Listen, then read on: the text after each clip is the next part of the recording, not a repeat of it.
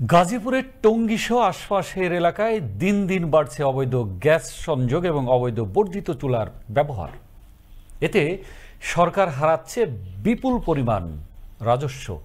কেউ নিজেই পাইপ কেটে নিচ্ছেন গ্যাস সংযোগ, আবার কারো ইঙ্গিত তিতাসের কতিপয় কর্মকর্তা কর্মচারীর বিরুদ্ধে।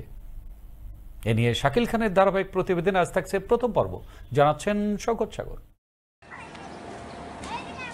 গাজীপুরের টঙ্গীসহ আশেপাশের এলাকায় দিন দিন বাড়ছে অবৈধ গ্যাস সংযোগ এবং অবৈধ বর্ধিত চুলার ব্যবহার। এতে সরকার হারাচ্ছে বিপুল পরিমাণ রাজস্ব। বর্তমানে মানুষের থাকার জন্য গ্যাস সংযোগের বাসাগুলোর কদর ভাড়াটিয়াদের কাছে অনেক বেশি। তাই লাভের দিক বিবেচনা করেই এখন প্রায় বাসায় নেওয়া হচ্ছে অবৈধ গ্যাস ও গ্যাসের বর্ধিত চুলার সংযোগ। কথা হয় অবৈধ সংযোগ ব্যবহারকারীদের সাথে, তারা এর দায় চাপালেন তিতাসের কতিপয় ব্যক্তিদের উপর। লাইন দেওয়ার বাইয়া ফাঁস করাই না, আমরা টাকা দিয়ে লাগছিল, ফাঁস হওয়ার কথা ছিল, পরে গেছে হ্যাঁ একদিনের সময় দিল, একদিন পরে হইব, পরে আর হয় নাই।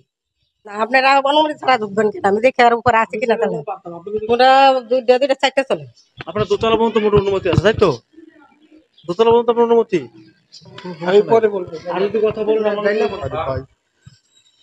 সারা বাংলাদেশ চলতেছে অবৈধভাবে, সেখানে একটা অনিহত দুইটা লাইন চালাইতেছে। তিতাসের লোক যদি লাইন দিয়ে থাকে সেক্ষেত্রে হিসাব হচ্ছে না। এটা তিতাসের লোক ডাকেন, কারাই লাইনটা দিল, ওনারা ওই সেই সুবিধাটা দিচ্ছে। আপনি তিতাসের লোক কর্মকর্তা কে আছে? তিতাসের কর্মকর্তা কে আছে? তাকে খুঁজেন। অবৈধ ব্যবহারকারীরা কিভাবে পেল গ্যাস সংযোগ তা জানতে চাইলে এই প্রতিবেদককে ম্যানেজ করার চেষ্টা করেন কেউ। এদিকে সরজমিনে মেলে ভিন্ন চিত্র। সন্ধান মেলে এমন এক ব্যক্তির, যিনি দালাল বা তিতাসের কারো শরণাপন্ন না হয়ে নিজেই পাইপ কেটে নিয়েছেন গ্যাস সংযোগ। আমি করছি। কিভাবে করছেন আপনি? এমনি। এটা কি তিতাসের লোক জানে না। তাহলে কিভাবে করলেন আপনি? এখানে কি বানান আপনি? শুধু 200-300 সমস্যা বানায়। আচ্ছা, এটা কেউ বিক্রি করেন কোথায়? উত্তরা। এদিকে যেখানে অবৈধভাবে গ্যাস ব্যবহার করার তথ্য মিলছে সেখানে ব্যবস্থা নেওয়া হচ্ছে বলে দাবি এই কর্মকর্তার।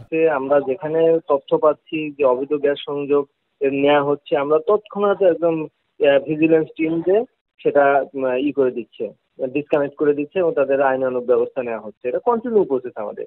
নাম প্রকাশ না করার শর্তে স্থানীয়রা জানান, বিভিন্ন বাসাবাড়িতে গ্যাসের লাইন থেকে চোরাই লাইন নিয়ে গড়ে তোলা হয়েছে বিভিন্ন ধরনের খাদ্যদ্রব্য তৈরির মিনি কারখানা। গাজীপুরের টঙ্গী আশেপাশের এলাকায় তিতাসের কর্মচারী ও দালালদের সাথে যোগাযোগ করলেই মাসিক চুক্তি ভিত্তিক অর্থের মাধ্যমে যে কোনো ধরনের অবৈধ সংযোগ পাওয়া যায় বলে দাবি তাদের। শওকত সাগর, আনন্দ টিভি, ন্যাশনাল ডেস্ক।